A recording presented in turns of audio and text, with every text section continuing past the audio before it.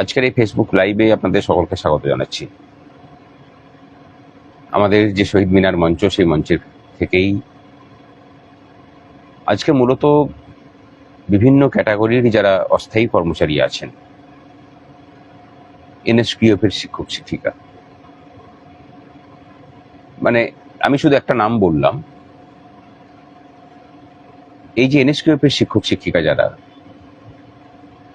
তারা মূলত কেন্দ্রীয় যে প্রজেক্ট, সেই প্রজেক্টে তারা চাকরি করেন, তাদের নিয়োগটাও হয়েছে সেভাবে, এবং এখানে যে যে নামে তারা নিয়োগপ্রাপ্ত হয়েছেন গোটা ভারতবর্ষ জুড়েই এরকম পদেই নিযুক্ত হয়েছে।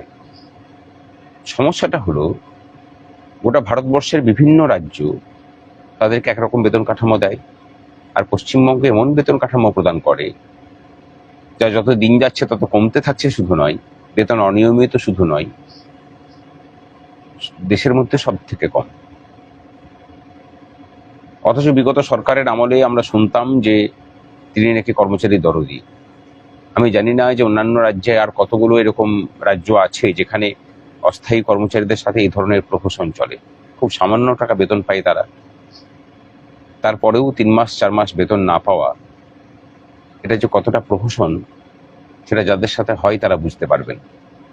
অথচ এই সরকারই কিন্তু, বিগত সরকারই আবার কাজ না করিয়ে করিয়ে মাসে মাসে ঠিক ভাতাগুলোকে ঠিক মতো প্রদান করে গেছে। যে সরকার তার কর্মচারীদের নিয়মিতভাবে বেতনের টাকা দেয় না, তারাই যখন পাশাপাশি ভাতার টাকাটা ঠিক সময়ে প্রদান করে, তখন একটা জিনিস নিশ্চিত থাকতে হয় যে সেই সরকারের সদিচ্ছা নিয়েই বরং প্রশ্ন তোলা উচিত। আমি এবার এনএসকিউএফ এর শিক্ষক শিক্ষিকা ছেড়ে আমি বাকি সেক্টরগুলোর কথা আসি।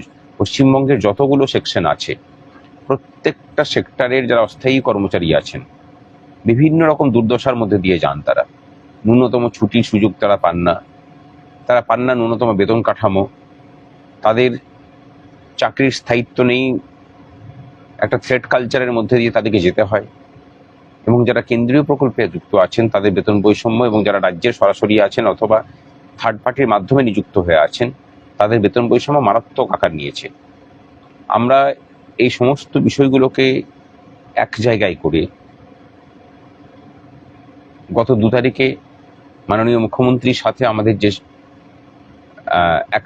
গত 1 তারিখে মাননীয় মুখ্যমন্ত্রীর সাথে আমাদের যে বৈঠক ছিল, সেই বৈঠকে কিন্তু আমরা সংগ্রামী যৌথ মঞ্চের পক্ষ থেকে একদম স্পেসিফিক প্রস্তাব দিই যে কেন্দ্রীয় প্রকল্প যেগুলো চলছে, সেই প্রকল্পের সাথে যুক্ত যারা কর্মচারী আছেন তাদেরকে অন্যান্য রাজ্য যেমন বেতন ভাতা দিচ্ছে তাদেরকে সেরকম করে দেওয়া হোক, ন্যূনতম ছুটির সুবিধা এগুলো দেওয়া হোক, থ্রেড কালচার মুক্ত হোক, আর এই যে এজেন্সির মাধ্যমে নিয়োগ, সেগুলো দূরীভূত হয়ে তারা সরাসরি সরকারি চুক্তিপ্রাপ্ত কর্মচারীদের পরিবর্তিত হোক।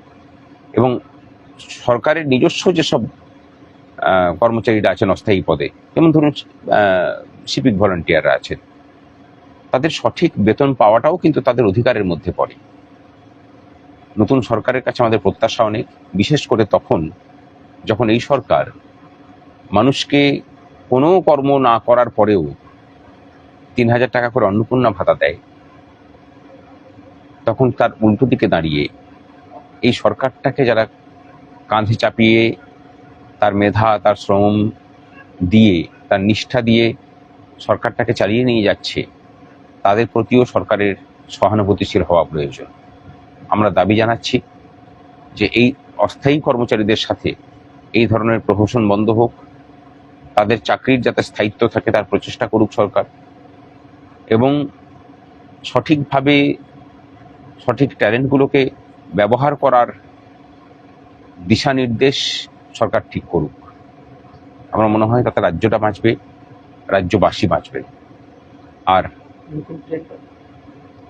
পরিশেষে বলি যে খুব সহজেই কিন্তু এদের সমস্যাগুলোর সমাধান করতে পারা যায়। যেটা প্রয়োজন সেটা হলো প্রশাসনের ভিতরের সদিচ্ছা। এই সদিচ্ছা আসুক, অস্থায়ী কর্মচারীদের যে সংকট, সে সংকট কাটুক, তাদের চাকরির স্থায়িত্ব আসুক, চাকরি অন্তে তাদের পেনশনের ব্যবস্থা হোক। কয়েকদিন আগে দেখেছেন যে সুপ্রিম কোর্ট বলেছে যে অস্থায়ীভাবে কাজ করলে পরে তাদের পেনশন পাওয়ার অধিকার আছে, এই সমস্ত সুযোগ সুবিধা তাদের প্রতি প্রদান করা হোক, এটুকুই চাই। এর জন্য যে লড়াই করতে হবে আমরা করার জন্য প্রস্তুত।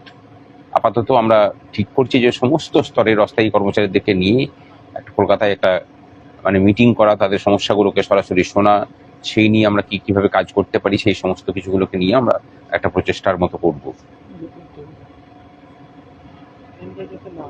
আর এনএসকিউএফ এর শিক্ষক শিক্ষিকাদের আবার নতুন করে, শুধু এনএসকিউএফ এর শিক্ষক শিক্ষিকা না, বিভিন্ন দপ্তরের নতুন করে টেন্ডার করা হচ্ছে থার্ড পার্টির মাধ্যমে। নতুন সরকারের কাছে বলবো, এই থার্ড পার্টির যে অত্যাচার এবং এখান থেকে যে টাকা লিকেজ সেটা বন্ধ হোক।